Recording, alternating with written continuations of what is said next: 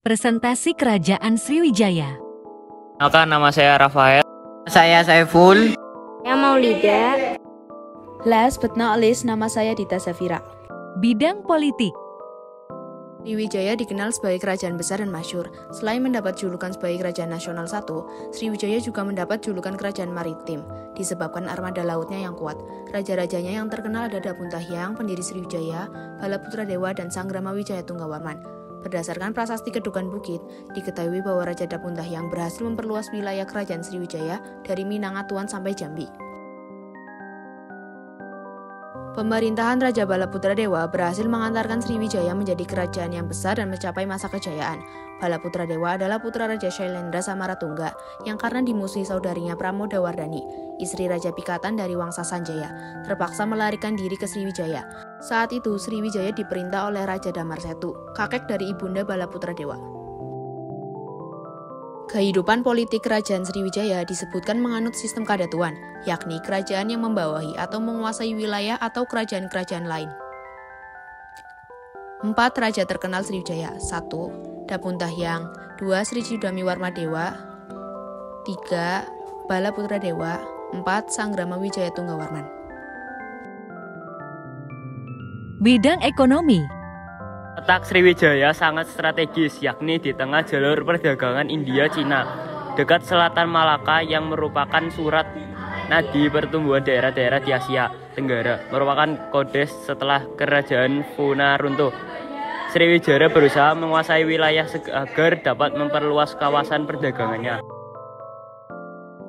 Kelancaran perdagangannya dan pelayarannya, Sriwijaya menguasai daerah Semenanjung Malaya, tepatnya di daerah Ligor. Adanya hubungan perdagangan dengan Bangladesh dan Komalanda di India. Lalu lintas perdagangan Sriwijaya makin meramai. Faktor lain pendukung kegiatan ekonomi. Berhasilnya Sriwijaya menguasai wilayah-wilayah strategis di sekitarnya seperti Selat Sunda, Selat Malaka, Laut Natuna, dan Laut Jawa. Dikuasai daerah-daerah tersebut tidak terlepas dari armada laut Kerajaan Sriwijaya dengan kapalnya yang begitu banyak. Bidang sosial. Kehidupan sosial masyarakat di kerajaan Sriwijaya berbaur dengan para pedagang dari luar. Karena saat itu wilayah tersebut merupakan pelabuhan bagi kapal-kapal asing yang singgah. Kemungkinan bahasa yang berkembang adalah bahasa Melayu kuno. Mereka menggunakan bahasa tersebut untuk berkomunikasi dengan para pedagang. Masyarakat Sriwijaya bersifat terbuka. Budaya asing, khususnya dari India, berkembang di wilayah Sriwijaya. Contohnya penggunaan nama-nama khas India dan pengaruh agama Hindu-Buddha semakin menyebar menyeluruh, baik masyarakat maupun di dalam kerajaan. Ising, orang Cina yang pernah singgah di kerajaan Sriwijaya, juga menjelaskan bahwa banyak para pendeta dari luar yang berdatangan untuk berguru atau belajar bahasa Sanskerta dan mempelajari kitab suci agama Buddha.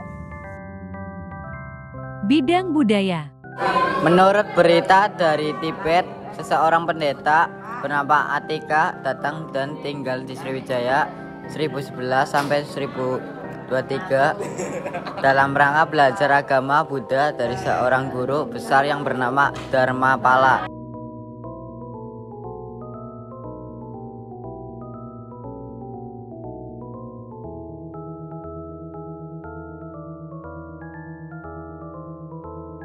Sriwijaya merupakan pusat agama Buddha di luar India. Tetapi walaupun kerajaan Sriwijaya dikenal sebagai pusat agama Buddha, tidak banyak peninggalan purbakala seperti candi-candi atau arca-arca sebagai tanda kebesaran kerajaan Sriwijaya dalam bidang kebudayaan. Kegiatan perniagaan di Selat Malaka yang menjadikan Sriwijaya sebagai kerajaan besar dan pengaruh kuat agama Buddha pada masyarakatnya. Kerajaan Sriwijaya menggunakan bahasa Melayu kuno yang menjadi dasar bahasa Melayu dan Indonesia. Sriwijaya merupakan salah satu pusat agama Buddha yang penting pada saat itu. Sampai awal abad ke-11 Masehi, kerajaan Sriwijaya masih merupakan pusat studi agama Buddha Mahayana. Peninggalan kerajaan Sriwijaya. Peninggalan Kerajaan Sriwijaya ini yaitu Prasasti Karangberahi. Prasasti tersebut ditemukan di Desa Karangberahi, Merangin, Jambi. Di dalam Prasasti Karangberahi isinya mengenai kutukan untuk orang-orang jahat yang tidak setia terhadap Raja Sriwijaya.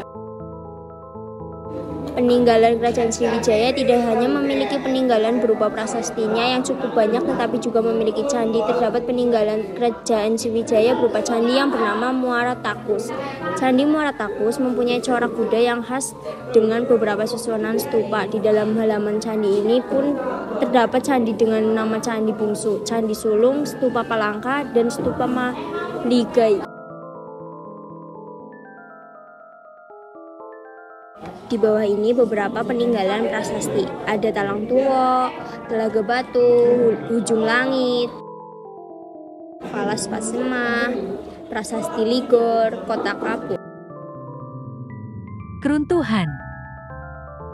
Berdasarkan catatan sejarah, Kerajaan Sriwijaya mulai melemah dan mengalami kemunduran sejak tahun 1178 sampai 1225. Melemahnya kekuatan militer menyebabkan beberapa daerah melepaskan diri. Selain itu, faktor-faktor penyebab keruntuhan Kerajaan Sriwijaya adalah serangan Majapahit pada tahun 990 Masehi terhadap Kerajaan Sriwijaya, serangan Kerajaan Chola pada tahun 1025 Masehi, kondisi alam yang berubah, dan masuknya pengaruh Islam. Adanya serangan dari dinasti Chola India Selatan yang kala itu dipimpin oleh Rajendra Chola I merupakan sebab runtuhnya Kerajaan Sriwijaya. Sekian dari kelompok kami, terima kasih.